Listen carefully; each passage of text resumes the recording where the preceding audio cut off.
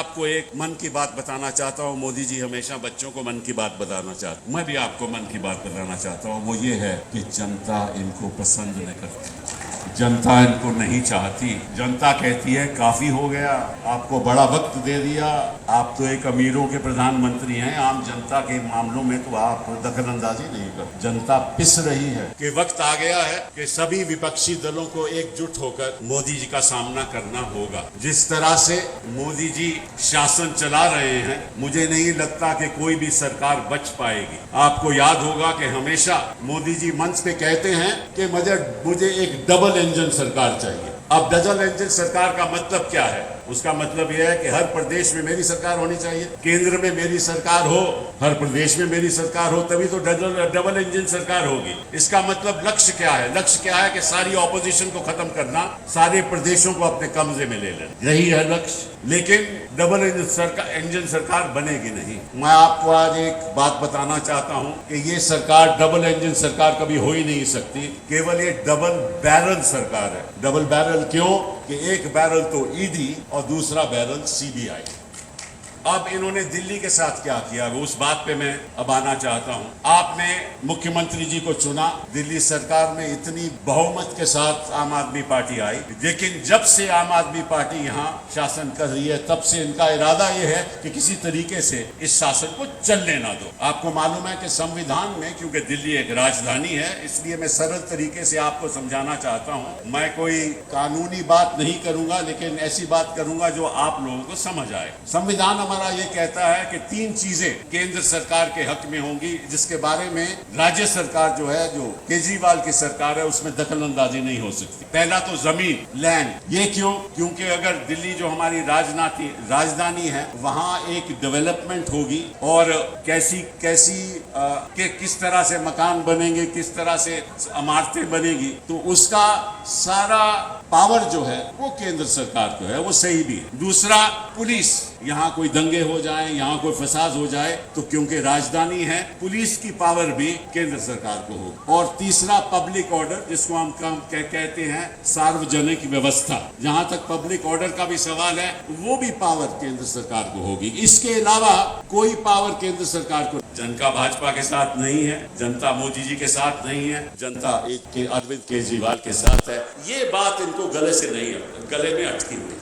तो इन्होंने क्या किया? इन्होंने केस कर दिया सुप्रीम कोर्ट में, और ये कहने लगे कि जो भी ब्यूरोक्रेट हैं, जो भी अधिकारी हैं, वो भी हम चुनेंगे और जो हम कहेंगे वो करेंगे। तो मैं मोदी जी से पूछना चाहता हूं कि आपने फिर दिल्ली को एक लेजिस्लेटिव असेंबली क्यों दी? अगर आपने सारी पावर ही अपने हाथ में रखनी है, तो फिर आप इसको यूनियन टेरिटरी की तरह चलाना चाहते हो। आपको मालूम है कि चंडीगढ़ यूनियन टेरिटरी है, आपको मालूम है कि कई ऐसी जगह हिंदुस्तान में है जो यूनियन टेरिटरी रही है और वहां कोई असेंबली नहीं है। असेंबली बनाने का मतलब क्या था? असेंबली बनाने का यही मतलब था ना कि जो लोग चाहें वही काम हो।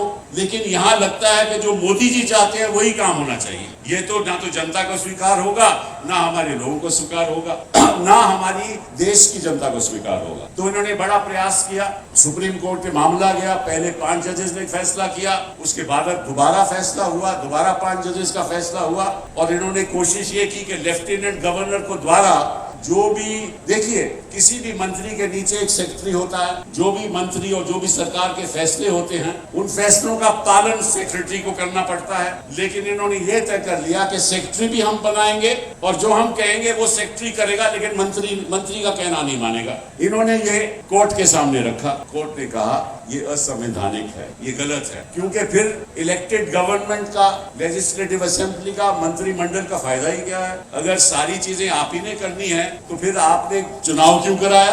तो सुप्रीम कोर्ट ने यह फैसला दिया कि जहां तक अधिकारियों का सवाल है, जहां तक सेक्रेटरी होम का सवाल है, प्रिंसिपल सेक्रेटरी का सवाल है, सेक्रेटरी टू डिपार्टमेंट का सवाल है, वो सेक्रेटरी, सुप्रीम कोर्ट ने कहा केवल रिस्पॉन्सिबिलिटी उनकी मंत्रिमंडल को होगी। मतलब कि जो मंत्रिमंडल कहेगा, जो मंत्री कहेगा, उसका पालन उनको करना पड़ेगा। ये फैसला हो गया। ये 11 मई 2023 को ये फैसला सुप्रीम कोर्ट ने सुनाया। और फिर इन्होंने क्या किया? इन्होंने 19 मई को एक अध्यादेश जारी कर दिया। उस अध्यादेश के अंतर्गत इन्होंने कहा कि चाहे जो सुप्रीम कोर्ट ने कहा हो, जो सुप्रीम को कहा हो, हम जो national capital territory of Delhi का जो एक्ट है 1991 का, उसमें संशोधन करते हैं और उसके अंतर्गत हम एक कमेटी का गठन बनाते हैं। एक कमेटी में कौन होगा?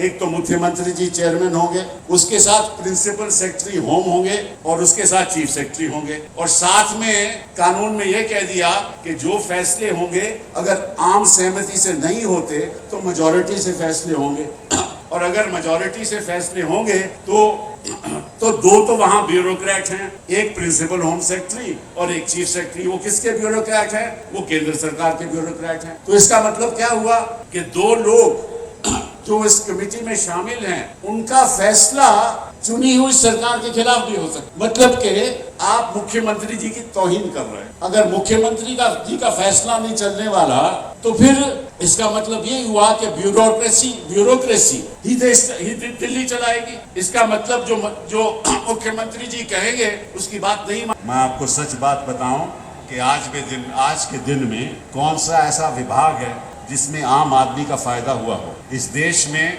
10% लोगों की जो संपत्ति है, 10% लोगों की जो संपत्ति है वो देश के जो 76% संपत्ति है वो 10 लोगों के पास है। 76%, 80 करोड़ लोग यहाँ 10,000 से कम पर माह कमाते हैं। तो ये कौन सा देश है? किसकी बात आप कर रहे हो? हम इंसाफ चाहते हैं और इसलिए मैंने कुछ ही महीनों पहले एक निर्णय किया था कि हम एक वेबसाइट चलाएंगे जिसका नाम होगा इंसाफ के सिपाही।